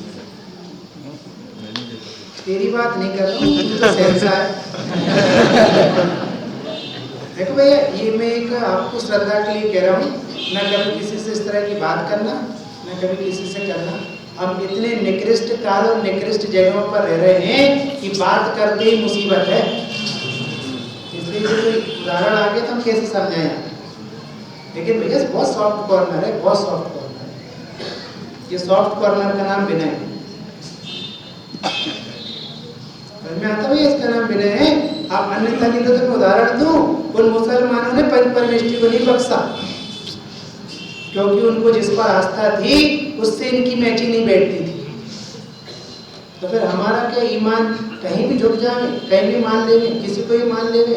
एक वो निर्मल बाबा आए थे, अभी भी है क्या?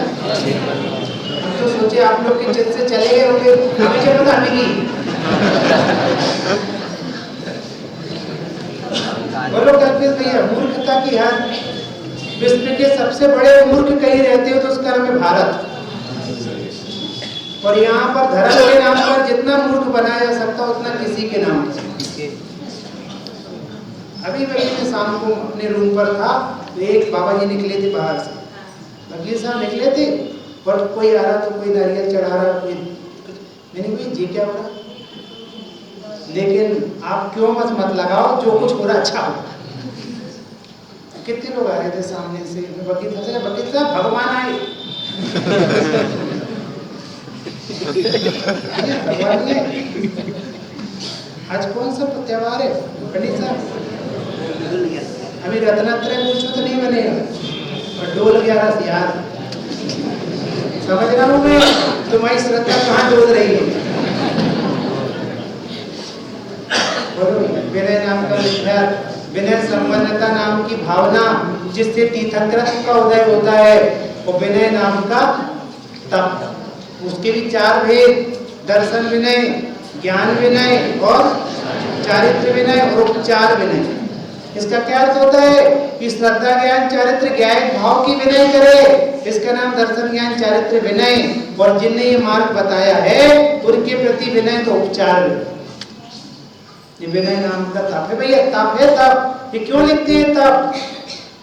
क्योंकि जो लगातार चले, जो ज्ञान ध्यान के बाद में हो, तो लगातार तुम्हारी श्रद्धा किसकी तरफ चल रही है, लगातार तुम्हारी विनय किसकी तरफ, उनकी तरफ है कि इनकी तरफ? बोलो भैया। तो फिर अपनी शिक्षा गुरु की विनय करना कि नहीं? वो विनय लौकिक विनय है, वो विनय नाम का तप नहीं। समझ में आया? एक बात और कह देते हैं कि तप में यदि आत्मा नहीं है तो वो कुतप है। तप में आत्मा का होना अनिवार्य है। यदि आत्मा खिसकी और तप है कि नहीं, जैसे आजकल बहुत से लोग कहते हैं भैया मेडिटेशन करना चाहिए कि नहीं, ध्यान, तो किसका कर रहे तुम ध्यान? इसलिए गुरुदेव कहते थे पहले सम्यक ज्ञान, और सम्यक ज्ञान के बाद सहज होता है ध्यान। ध्यान के लिए अलग से ज्यादा कुछ करने की जरूरत, आपके यहाँ भी तो लगा था ना विगत वर्षों में एक शिविर इंदौर के अंदर में, मौन शिविर लगा था 10 दिन का ध्यान शिविर। बाद में बात करेंगे उसके बारे में। हाँ, उस कितने हो गए भैया? विनय। इसके बाद में हाँ भैया व्रत। क्यों भैया क्या कर रहे हो तुम? ये पूरी रिश्तेदारी निभा रहे हैं क्या हमसे? बैठ जाओ। क्या कहते भैया भैया व्रत? भैया भैया व्रत का अर्थ आपको क्या ख्याल है? पहले आप बताओ फिर बताओ। क्यों बोलो भाई? ICW तुम बोलो।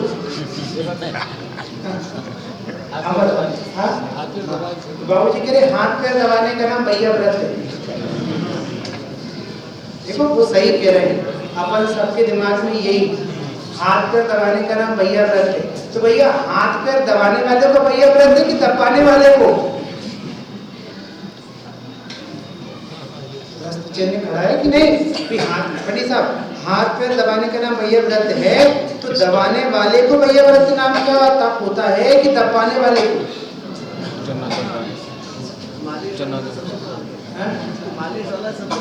ये कह रहे मालिश करो तो सबसे बड़ा तप होता है। तो अभी समस्या खड़ी है कि करने वाले को कराने वाले को? बोलो साहब किसको तप होता है, करने वाले की कराने वाले? करने वाले। हाँ नीलेश ने सही उत्तर दिया, करने वाले को। तो मतलब श्रावकों को भैया व्रत नाम का तप होता है, मुनिराज को नहीं। बहुत अच्छा होता है तुम्हारा। हमें भरोसा नहीं हो रहा है कि तुम भैया भाई साहब के साथ रहते। बुरा नहीं मानना। बोलो भैया किसको हो रहा है? दबाने वाले को हो रहा है कि दबाने वाले को हो रहा है? दोनों को नहीं।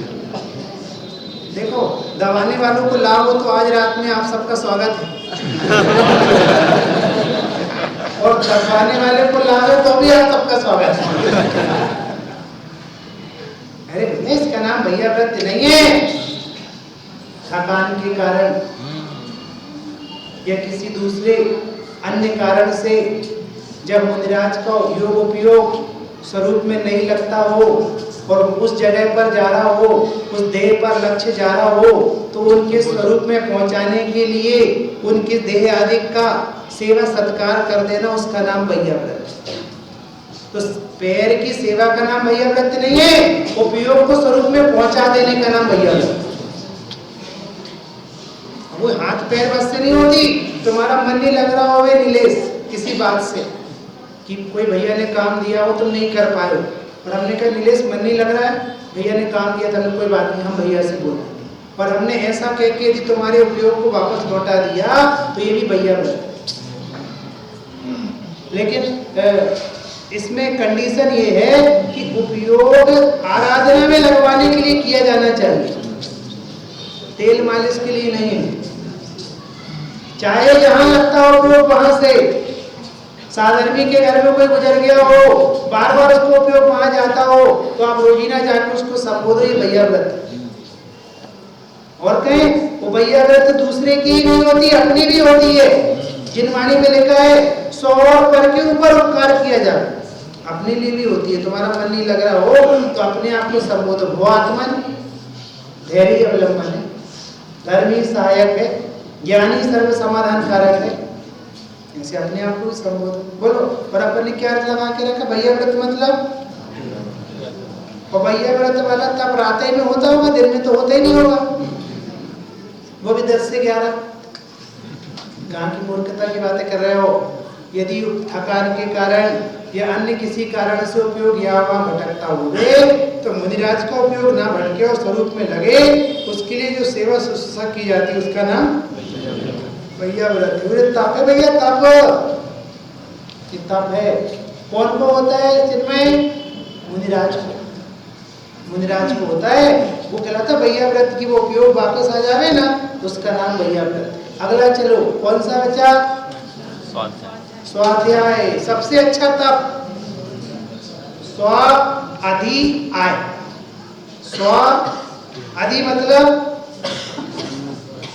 ज्ञान जानना, आय मतलब जिसमें स्वयं का जानना हो, उसका नाम स्वाध्याय। और परम तपा लिखा है, ठीक है ना। और हम जिसे स्वाध्याय समझते हैं वो तो उसका व्यवहारिक रूप है। उसका नाम क्या है? कि जिनवाणी माता के द्वारा अपने शुद्धात्मा की प्राप्ति के लिए जो अध्ययन, प्रश्ना, पढ़ना, आमनाएं, अनुप्रेक्षा, धर्मोपदेश किया जाता है उसको व्यवहार से स्वाध्याय कहते हैं। समझ में आया भैया? लेकिन हेतु क्या है? हम देखो, हम आपसे कहते हैं एक व्यक्ति इधर पर आवे और एक जिनवाणी उठाए, उसकी 4 पंक्ति पढ़ के चला जाए, दूसरे दिन आवे, दूसरी जिनवाणी उठाए, उसकी 4 पंक्ति पढ़ के चले जाए, तो ये स्वाध्याय है कि नहीं? ये नहीं है स्वाध्याय। स्वयं के लक्ष्य से किसी एक ग्रंथ का व्यवस्थित आद्योपान विचार पूर्वक किया जाने वाला स्वाध्याय, उसको व्यवहार से स्वाध्याय। और मुख्यता किसकी चाहिए? देखना भैया, जैसे हम प्रवचन करते, हम आपको सुधारने के लिए पढ़े तो स्वाध्याय है कि नहीं? आपको सुधारने के लिए नहीं है, हम तो अपने लक्ष्य से पढ़े तो स्वाध्याय। ठीक है भैया? और जिनवाणी कैसी है? वीतरागता की पोषक। वीतरागता की पोषक जिनवाणी पढ़े तो स्वाध्याय है, राग की पोषक पढ़े तो स्वाध्याय नहीं है। अब दूसरी चीज देखना, स्वाध्याय नाम का तप करने के लिए कितने बजे की अनिवार्यता है? 24 कलाक। आपको रात में नींद नहीं आती तब पढ़ लो, जब नींद खुल जाती तब पढ़ लो, जब मन नहीं लग रहा हो तब पढ़ लो, जब इच्छा हो रही हो तब पढ़ लो। और मालूम इसको परमम तपा कहा है और निश्चय तप कहा है, अंतरंग तप कहा है। तो बताओ, रोटी पानी छोड़ने से बड़ा काम है कि छोटा? लेकिन हमारा इसमें मन नहीं लगता। हम तो पता ही, आप पूछते किससे पूछे? हाँ भैया, कौन बताएगा? तो भाई कितनी देर स्वाध्याय करते हो पर डे? तो गुरुदेव कहते थे बेचार कलाक 2-4 घंटा स्वाध्याय नहीं करोगे तो कौन कुकरी सुकरी के पेट में चले जाओगे, तुम्हें पता भी नहीं चलेगा। बोलो बताओ, किससे पूछते कितनी देर स्वाध्याय करते? मालूम, आप कुछ नहीं करो, कुछ नहीं करो, आपको नहीं होता, आप 3 बार खा लेना, 4 बार खा लेना, पर यहाँ से नियम लेके जाओ कि 1 घंटे, आधे घंटे, 1.5 घंटे, पौना घंटे हम जिनवाणी का स्वाध्याय अपने हित के लक्ष्य से करेंगे। इसके बिना पार नहीं पड़ेगा। और उसके भी 5 भेद हैं। जिनमें पहला कौन सा? वाचना। वाचना का क्या अर्थ है? पढ़ना, अपने लक्ष्य से पढ़ना, पढ़कर ही सारा अर्थ निकालने की कोशिश करना।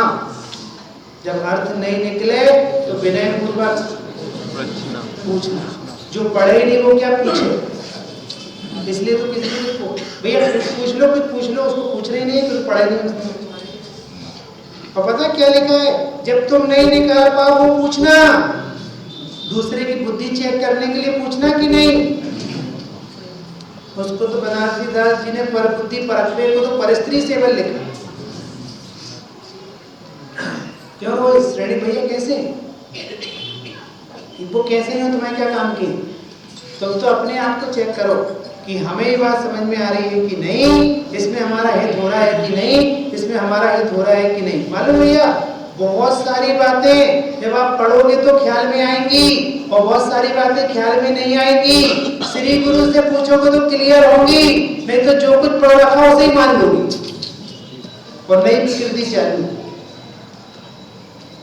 धूप खेना कि नहीं? धूप कल तो बहुत जगह खाई जा रही थी धूप, ऐसी धूप खेना कि नहीं? आपको रीजन ही नहीं पता होगा तो ना आप जीवन में दूर कर पाओगे ना दूसरे की करा पाओगे। इसलिए पूछना भैया, पूछने से बहुत लाभ होता है। आपको पता है 60,000 प्रश्न पूछे श्रेणिक राजा ने, जिससे आज का पूरा प्रथमान्योग खड़ा हुआ है।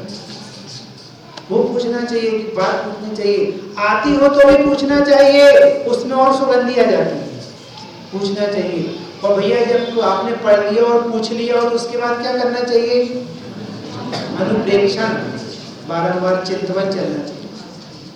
ये क्या कह रहे थे? ये क्या कह रहे थे? बता सकते हो प्रथमान्योग में उदाहरण किसका चिंतन चला था? कि ग्वाले से भगवान भगवान आत्मा कहा गया। ग्वाले से मुनिराज ने कहा तू ग्वाला नहीं भगवान है, तो उसका चिंतन चल पड़ा कि मैं भगवान कैसे हो सकता हूँ, मैं तो ढोल चलाता हूँ, मैं तो ग्वाला हूँ। कि नहीं तू ग्वाला नहीं है, तू भगवान है। भगवान भगवान का चिंतन चला और वहां पर उसने छलांग लगाई और वहां प्राण निकले और अगली पर्याय में कुंद कुंद सेठ सुदर्शन। इसलिए चिंतवन मालूम आप हमसे क्या पाते हो, हमसे चिंतवन ही तो पा रहे हो आप। हम एक एक बातों के बारे में सोच कर रखते हैं, कुछ सोचते हैं तो आपके सामने परोस जाते हैं। इसलिए चिंतवन करो और फिर चिंतवन करके मत रुक जाओ। जब चिंतवन हो गया तो फिर कोई ना कोई धारणा बनेगी, कोई ना कोई आमनाएं होगा, तो नक्की कर लो कि ऐसा ही है। पक्का पक्का करते जाओ। अपन कहते ना हम 13 पंथ आमना के हैं, हम दिगंबर पंथ आमना के हैं। आमना मतलब क्या? उस प्रकार का निर्णय, उस प्रकार की धारणा, उस प्रकार का एक ठोस विचार, तो वो एक निर्णय करके आगे बढ़ोगे ऐसा ही है। और जब आपका इतना सब कुछ हो जाएगा तब उसके बाद आप बोलने के अधिकारी, नहीं तो बोलने के अधिकारी भी नहीं हो।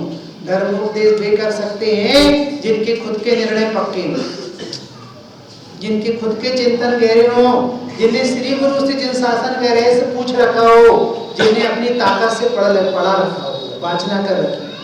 समझ में आया भैया? इसलिए मैं तो आपसे रिक्वेस्ट करता हूँ कि आपको इन 8 दिन 10 दिन में कुछ अच्छा लगा हो तो जिनवाणी के स्वाध्याय का नियम एनी हाउ लेना ही लेना। भैया लोगे कि नहीं? अपने आपके आनंद जी आएंगे भिंड वाले पंडित साहब, वो बताते थे, बोले सुनिए भैया हमारा स्वाध्याय का नियम है, उनका उसका काम है ग्रेन का, गेहूं चावल का।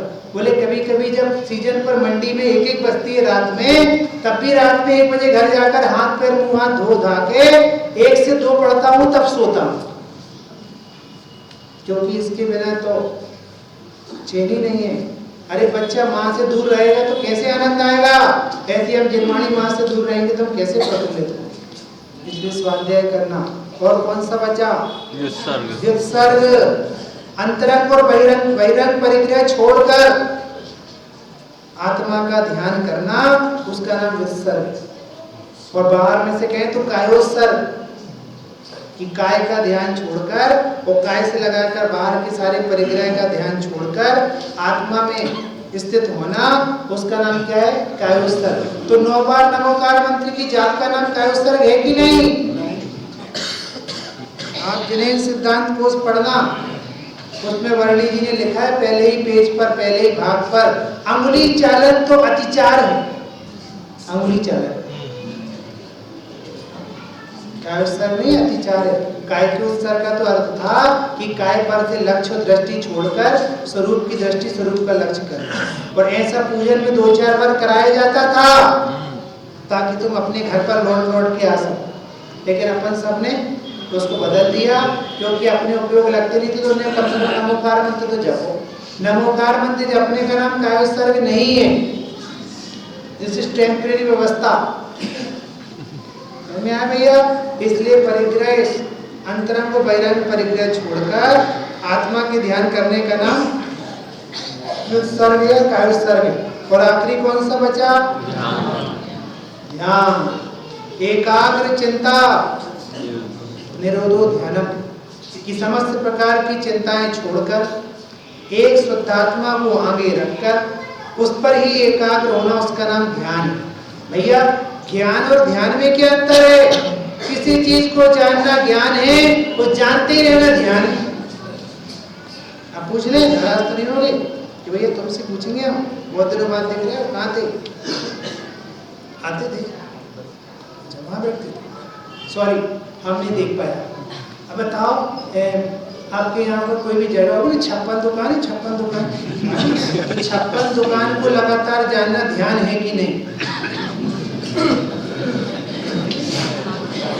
मैं क्या करूँगा, मुझे जो को देखता मेरा देता हूँ। मनीष एयरपोर्ट के बारे में कुछ नहीं बोलूँगा। आज वहाँ गया तो बोले भैया एयरपोर्ट के बारे में कोई बात नहीं करना, नहीं तो भैया वहाँ बोल देंगे, नहीं बोलेंगे हम कुछ एयरपोर्ट के बारे। बोलो 56 दुकान को जानते रहना ध्यान है कि नहीं? ध्यान तो है, लेकिन ध्यान नाम का तप नहीं है। तप में शुद्धात्मा चाहिए। आत्मा को जानने का नाम ध्यान नाम का तप है, और परद्रव्य को जानने का नाम दुर्ध्यान है। आर्त ध्यान है, रौद्र ध्यान है, बहुत बड़ा चैप्टर है आर्त ध्यान का। पूरी दुनिया जो उदास बैठी है तो आर्त ध्यान के चक्कर में उदास बैठी है। क्यों? वे किससे पूछे, जो चिन्मय तुम चाहते हो कि तुम्हारा घर कल टूट टाट के बराबर हो जाए? चाहते हो तुम्हारी तबीयत खराब हो जाए? तो ये देखो इष्ट वियोगज अनिष्ट संयोगज नाम का आर्त ध्यान अभी भी चल रहा है। क्यों साहब, चाहते हो आप? बोलो कल्पेश जी, वैसे एक भी दिन बरसात में 10 कक्षा में कल इतनी बरसात हो कि पूरा इंदौर तहस नहस हो जाए, चाहते हो? कुछ नहीं बोलते, प्रॉब्लम दूसरी है। अभी चल रहा वो अनिष्ट संयोगज नाम का आना जाए, ऐसा नहीं भी है, ऐसा ना हो, ऐसा ना हो, ऐसा ना हो, ऐसे एक एक जीव दुखी है, एक एक जीव परेशान है आर्त और रौद्र ध्यान में। और कुछ लोग उन्हीं संयोगों को देख देख के प्रसन्न हुए। हिंसानंदी रौद्र ध्यान मालूम, आप नाराज नहीं है भाई, मुझे नहीं पता आपकी फैक्ट्री है कि नहीं, जिसकी फैक्ट्री है उसमें दिन रात हिंसा हो रही है और वो हिंसा करके पैसा आ रहा है, पैसा आने के बाद पूरा घर गिलेड है, इसका नाम है हिंसानंदी रौद्र ध्यान।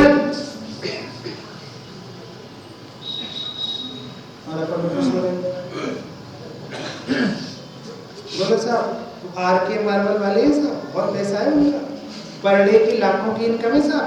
तो वो नीचे ऐसी जाते होंगे वो जेसीबी और निकालते होंगे, तो जीव जंतु नहीं मरते होंगे, वो वाला पाप कौन को पड़ेगा? तो पता है उन्हें बस को नहीं पड़ेगा, तुम्हें भी पड़ेगा, क्योंकि तुम उनकी धन संपत्ति को देख देख कर प्रसन्न हो रहे हो, तो तुम भी हिंसानंदी रौद्र ध्यान करो। और कह दें कल्पेश जी थोड़ा राजनीतिक रंग चढ़ा दें क्या? पत्रकार हो आप, बताओ मोदी जी प्रधानमंत्री बने हैं, हर्ष का विषय है कि नहीं कि कल इस देश में जितने भी कटेंगे ना उन सबका खाता उनसे जुड़ेगा, प्रधानमंत्री जी से, क्योंकि उनकी सनिधि में ही भारत देश चल रहा है। तो कल उनके कोटे में सब लगेगा हिंसा का पाप, और हमारे मामा जी के कोटे में भी लगेगा, मध्य प्रदेश का शिवराज जी के कोटे में, और आपकी सुमित्रा महाजन जी के कोटे में यहाँ का लगेगा, इंदौर का, और मेंदोला फैंदोला जो भी हैं उनको उनके इलाके का लगेगा कोटा, सबको लगेगा कल कोटा। और तुम उनके पद देख देख कर खुश होते हो। 7 race course road, Lal Qila, बोलो भैया, तो तुम जो खुश होते हो पद देख देख कर, तो तुमको भी कल हिंसानंदी रौद्र ध्यान का पाप लगेगा। समझानो कहीं मालूम, कोई दूसरी ठोर ही नहीं है, दृष्टि हटी और नहीं विशुद्धि घटी।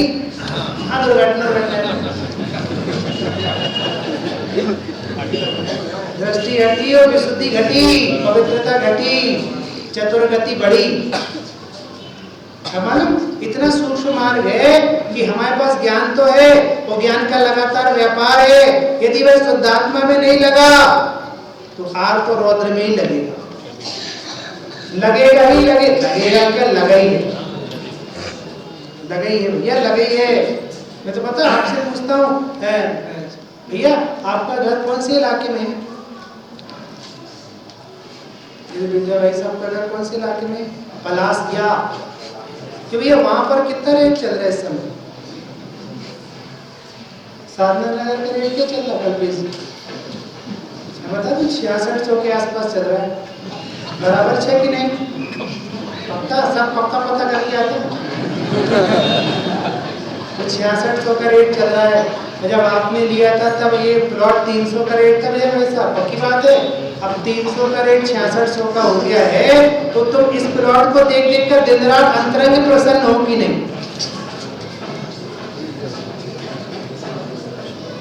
इसका नाम है रौद्र ध्यान। अल्लाह जी अब तो नाराज नहीं हूँ, बाबूजी चले गए पर एक धरोहर छोड़ गए कि आप लोग किसी कीमत में दुखी रह ही नहीं सकते। भाई साहब रहेंगे तो आप प्रसन्न ही रहोगे इनके साथ। बोलो भैया चल रहे हो तो ध्यान, मालूम है दंड है दंड, तुमने आत्मा नहीं जानी तो तुम्हारी वो अवस्था बनाएगा ये उपयोग जिसकी तुमने कल्पना भी नहीं की। पूरी दुनिया इसी में मुस्कुरा रही है, बस पूरी दुनिया ग्लैड है, हंस रहे, खुश हो रहे, और पीछे से क्या आने वाला है जिसकी तुमने कल्पना भी नहीं की है। अभी अपन ने अपने बस जितनी ताकत थी उतनी इसकी चर्चा करी। इन विषयों का तो कोई विस्तार नहीं है, इनके बारे में 16 कर्ण भावनाओं में भी तप वगैरह की भावना है, और विस्तार से वर्णन आपको पढ़ना हो तो आप इस रामकाचार्य जी का लाभ लें, और अपनी कार्तिक की अनुप्रेक्षा है उसमें 12 भावनाएं, उनके द्वारा भी आप उसका लाभ लें, और जहाँ जहाँ तप की चर्चा है उसका भी लाभ ले सकते हैं। अभी तो इतना ही कहना है कि जो अपने से दूर है सारे संकट उसके निकट हैं, और जो अपने पास है सारे संकट उससे दूर है। हम सब अपने स्वरूप में प्रतिमन हो, मस्ती करें, आनंद भोगे, ऐसी मंगल भावना से विराम। 10-15 मिनट एक्स्ट्रा आपके ले लिए तो क्षमा प्रार्थना।